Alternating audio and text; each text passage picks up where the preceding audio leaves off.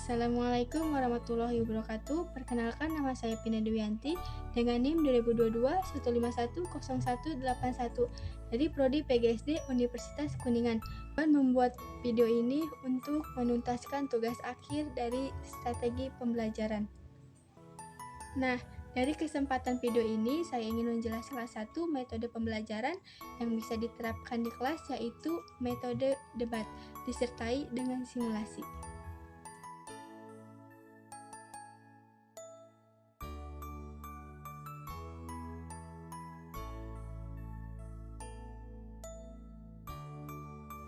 Lalu, apa sih debat itu?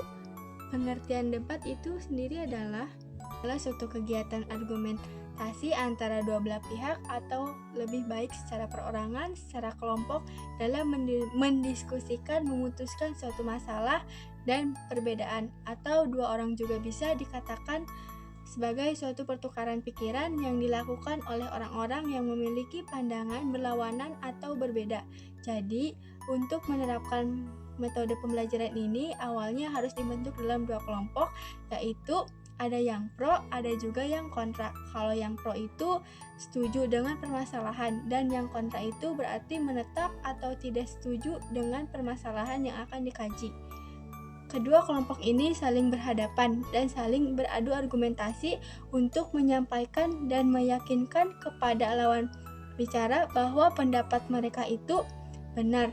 Dalam metode pembelajaran ini, pada salah satu peraturan yang mengharuskan kedua kelompok, yaitu menyampaikan alasan mereka kenapa sih setuju atau tidak setuju terhadap permasalahan tersebut.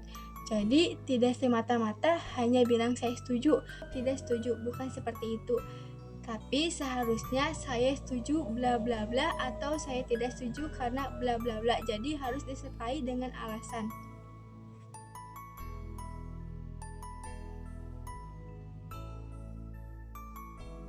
Selanjutnya ada unsur-unsur debat. Jadi dalam debat itu kan ada unsur-unsur. Yang pertama ada mosi, yang kedua ada tim pro, yang ketiga ada tim kontra, yang keempat ada tim netral, yang kelima moderator, yang keenam ada penulis.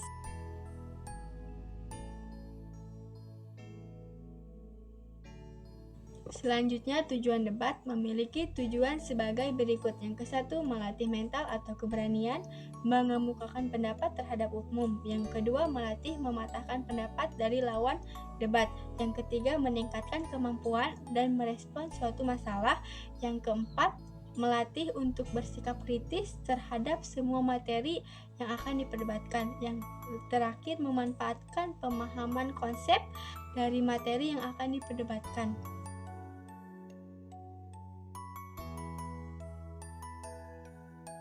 Selanjutnya ada karakteristik debat. Debat memiliki karakteristik. Yang pertama, mempunyai sudut pandang, yaitu pihak pro yang menyetujui topik debat dan pihak kontra yang tidak menyetujui topik debat. Yang kedua, adanya proses saling mempertahankan pendapat antara kedua belah pihak. Yang ketiga, adanya saling mengadu argumentasi untuk tujuan memperoleh kemenangan. Yang keempat, hasil debat diperoleh melalui voting dan kepuasan juri. Yang kelima, terdapat sesi tanya jawab yang bersifat terbatas dan bertujuan untuk menjatuhkan. Dan yang terakhir, adanya pihak yang berperan sebagai penengah yang dilakukan oleh moderator.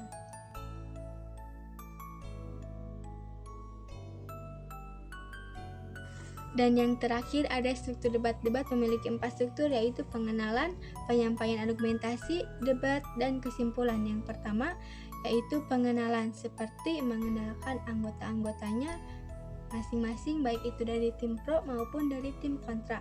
Yang kedua, penyampaian argumentasi. Di situ kita menyampaikan pendapat kita terhadap topik yang sedang dibicarakan, tapi dimulai dari tim pro lalu diakhiri oleh tim netral.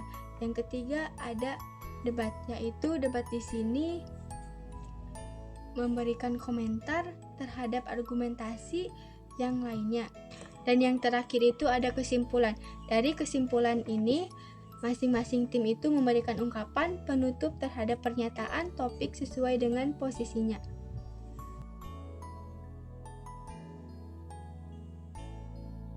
Assalamualaikum warahmatullahi wabarakatuh. Tema debat kali ini yaitu tentang plus minus penggunaan internet di lingkungan sekolah.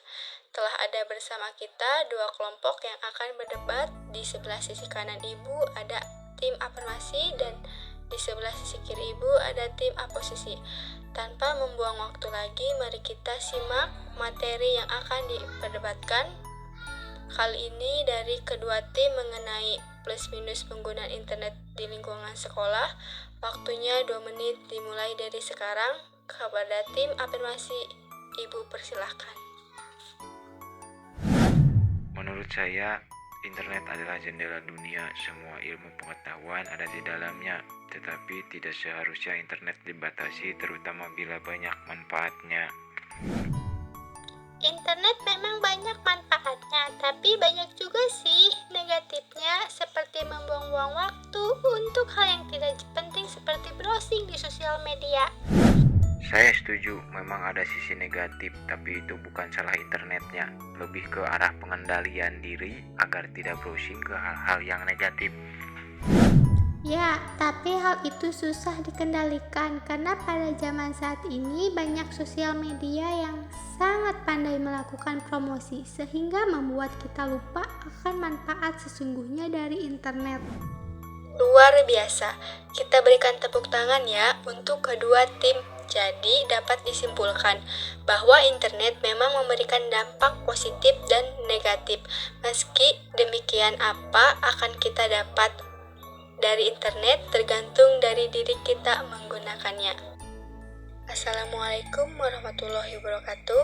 Hai teman-teman, pernahkah kalian melihat pihak-pihak yang saling bertukar pendapat dengan sudut pandang yang berbeda, disertai berbagai alasan seperti pada cuplikan tadi? Tetapi hal tersebut bukan dilakukan untuk sekadar adu argumen ya teman-teman, melainkan untuk memecahkan suatu masalah. Sebagai esensi utamanya, kira-kira apa ya yang sedang dilakukan pihak-pihak tersebut? Apakah diskusi, negosiasi, ataukah debat? Coba yuk kita cari tahu. Teman-teman, jika kita identifikasi kegiatan yang kita lakukan di awal video, tadi di dalamnya terdapat lebih dari satu pihak yang mengemukakan pendapat dengan sudut pandang yang berbeda, disertai dengan alasan-alasan yang mirip sekali dengan definisi debat loh teman-teman. Supaya lebih jelas, di sini ada pengertian debat. Jadi, debat itu proses saling bertukarnya pendapat untuk membahas suatu topik atau dari sudut pandang yang berbeda antara satu pihak dan pihak lainnya. Perlu disertai dengan informasi, bukti nyata, atau data yang relevan untuk argumen yang dikemukakan. Sejauh ini kita udah ngebahas dua hal ya teman-teman, yaitu mengidentifikasi vision debat dan pengertian debat. Apakah ada yang pengen ditanyakan sejauh ini? Izin bertanya, bagaimana dengan teks debat Bu? Apakah sama saja? Pertanyaan yang bagus.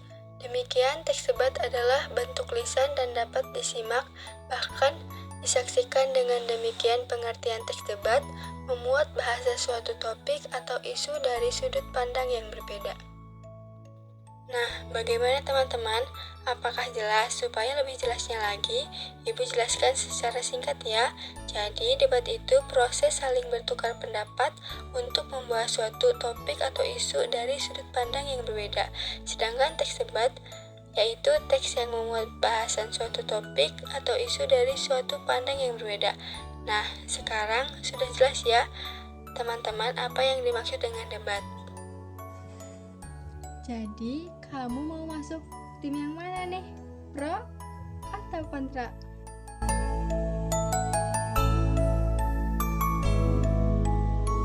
Nah, itulah penjelasan dari saya mengenai metode pembelajaran debat.